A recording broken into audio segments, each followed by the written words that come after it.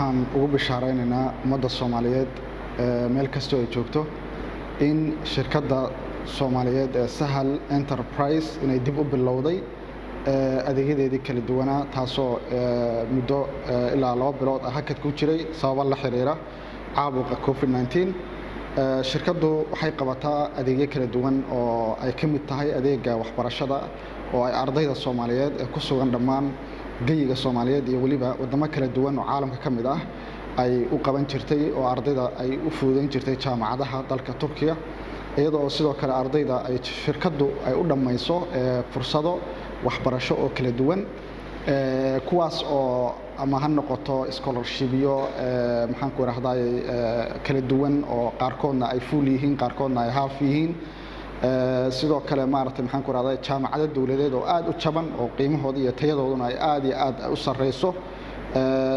marka sidaba dalka Turkiga markii la joogo jaamacadaha oo kala baxa laba qaybood kuwa private oo qaas loo leeyahay iyo kuwa dawladdu ay leedahay oo public ah jaamacadaha dawladdu ay leedahay oo ah runtii kuwa tayadooda aad u sareyso isla markaana qiimahoodu aad u jaban yahay oon horay ugu guuleysanay inaan meelo kala duwan oo caalam ka mid ah oo ummadda Soomaaliyeed ay joogto khaasatan dalkan Soomaaliyeed ama dalka Soomaaliya oo kale ay joogto aan geynay arday hadda ka badan ilaa 2,000 oo arday ayaan u adeegnay oo aan jaamacadahaas geynay oo dhamaantood hadda iyagoo aqoon-yahaniin waxbarashadooda ay u socoto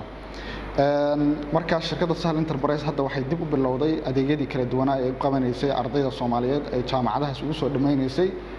fursadaha kala duwan ay uga baahan yihiin dalka Turkiga xagga waxbarashada soo kale shirkadda Sahal Enterprise ardayga kaliya ma aragtay markii ay wax u soo saarto waxbarashada kaliya halka uga ma hadho admissionada kaliya jaamacadda halka uga ma hadho ardayga waxay la dhamaysaa ilaa fiisooyinkii uu baahnaa ayaa la soo dhameeyaa lana fududeeyaa Turkiga markuu tago waa la qaabilaa gawaari baa loo diyaariyaa ilaa jaamacaddii uu dhiganayo qofkaas la geeyo laga qoro isla markaana inta kaliya lagu ma sii joogo waxa la isku dayaa sidoo kale in laga caawiyo in loo soo saaro ardayga ama lala soo saaro lana fududeeyo sharciyada dalka Turkiga ay ku joogaya dalka Turkiga sidoo kale ardayga waanu ka warqabnaa waxbarashadiisa iyo jaamacadaha laftirkooda maadaama aan xiriir aad u wanaagsan oo soo jireena aynu jaamacadaha la leenahay sidoo kale ardayda waxaan u dhameynaa qaybo jaamacado khaas loo leeyahay jaamacadaha uguna quality fiican uguna raqiisan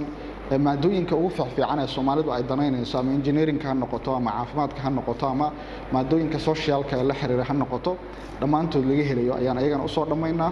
waxa naga go'an Sahal Enterprise ahaan inaynu ardayga Soomaaliyeed gudaha iyo dalka dibadiisa ha joogo meesha doona ha joogo inaynu u dhameyno jaamacad iyo waxbarasho iyo aqoon ku qanacsan yahay si uu mustaqbalka dalkiisa iyo dadkiisa u anfaco shirkadda Sahal Enterprise sidoo kale ummadda Soomaaliyeed waxay u qabataa dadkii doonaya adeeg caafimaad oo tayo leh dalka Turkiga isbitaalada kala duwan baynu la shaqeynaa oo aad u fara badan runtii oo qiimahaana aad u jaban aadna maartay u tayo sareeya ayaanu la shaqeynaa oo magaalooyin kala duwan oo Turkiga ah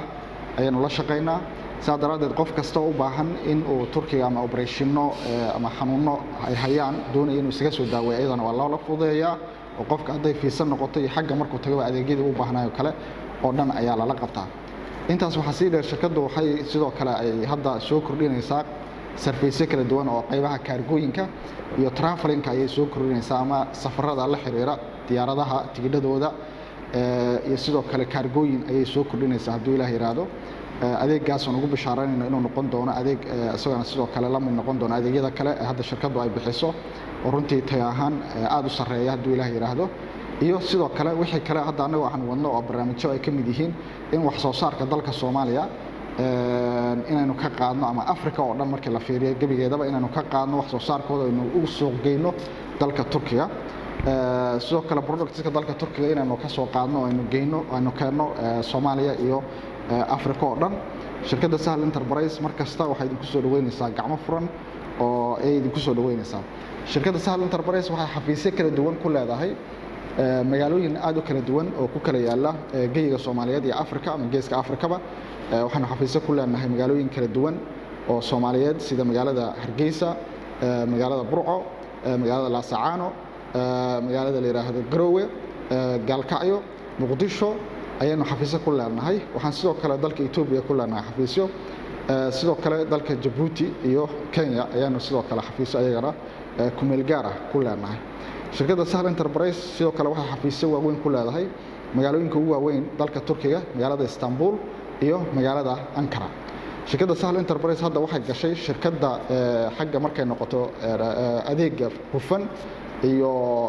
shaqada tayada leh ay qabato markii la fiiriyo, waxay noqotay shirkadda koowaad ee hadda dalka Turkiga markii la fiiriyo ugu horeysa ayay noqotay. taasna waxaanu markii aanu weydiinay dad badan oo aanu qaadnay codbixino aanu ka qaadnay adeegyada dadka aanu qabanay iyo dadka Soomaaliyeed ku nool dalka Turkiga gudihiisa iyo dadka meelaha kala duwan aan ka shaqeyno ku nool ba ay runtii ay nala qiraan arrintaas inay jirto. Bismillahirrahmanirrahim. Arkadaşlar, öncelikle ülkemize hoş geldiniz. Bismillahirrahmanirrahim. Dhammaantiin ku soo dhawaada Turkiga oo ah waddankeena labaad.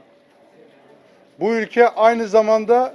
bizim olduğu kadar siz Somalilerin ülkesidir. Waddankan saan ognahay waa waddankeena labaad ee Soomaaliya markii la eego dhan walba oo aynu iskaga xirannahay. Sizleri burada görmekten gerçekten çok mutluyuz. In halka kan aad timaadaan, waxbarasho u timaadaan, waddankan timaadaan, aad baan ugu faraxsanahay. Kendimi tanıtayım öncelikle. Marka hore waxaan rabaa inaan anigu isqeexa asagu qofka uu yahay. Adım Fatih Çeşnigil. Magaciisa waa Fatih Çeşnigil. Yaklaşık 2 yıldır bu şirkette genel koordinatör olarak çalışıyorum. Ilaa 2 sano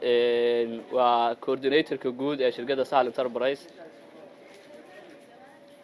Burada sizlerle beraber olmak son derece güzel. Inaa halka kan timaadaan iyo arrinkaa ka shaqayntiisiina wuxuu ka qaatay qayb aad u weyn. Ilaa bishii afraad oo hadda noqonaysa 5 bilood waxaa la bilaabay oo shirkadda Sahal inay bilowday sidii ardada Soomaaliyeed ay halka kan u imaan lahaayeen, wax uga baran lahaayeen, isla markaasna waxbarashada Turkiga si qaabkay ugu imaan lahaayeen ay u fududaan lahayd. 5 bilood ka hor researchkii la sameeyay iyo isku daydii la isku dayay in ardada Soomaaliyeed ee gobolada kala duwan joogtay inay fursad u helaan inay halkan wax ka bartaan bilowday ayaa maanta halkan ku joogtaan. taasoo ka bilowday in imtixaan la qaado, in jaamacadiina yimaadaan, inaad fiisihii la soo saaro ilaa hadda aad u socotaan waddankii aad joogtaan, registrationkii iyo gobolka wax ka badan lahaydeen iyo jaamacadiina u socotaan. dhammaantoodna waxa intaa loo sameeyay waxay tahay in aad wax barataan, waxbarashada iyo aayaha ummadda Soomaaliyeedna ay wanaagsanaadaan. shirkadda Sahal Enterprise maadaama uu caabuqa COVID-19 jiray hadda waxay dib u bilowday inay dib maaragtay shirkadda boorka uga jafto adeega waxbarashada khaasatan oo hadda ay bilowday isdiiwaangelin cusub oo ka kala socota dhammaan xafiisyada kala duwan khaasatan deegaanada Puntland, magaalada Garowe, Gaalkacyo iyo Laascaano ka socota. waxaan ugu baaqaynaa in adeeg laga gaaro dhammaan xafiisyadaas kala duwan dadku ay gaaraan.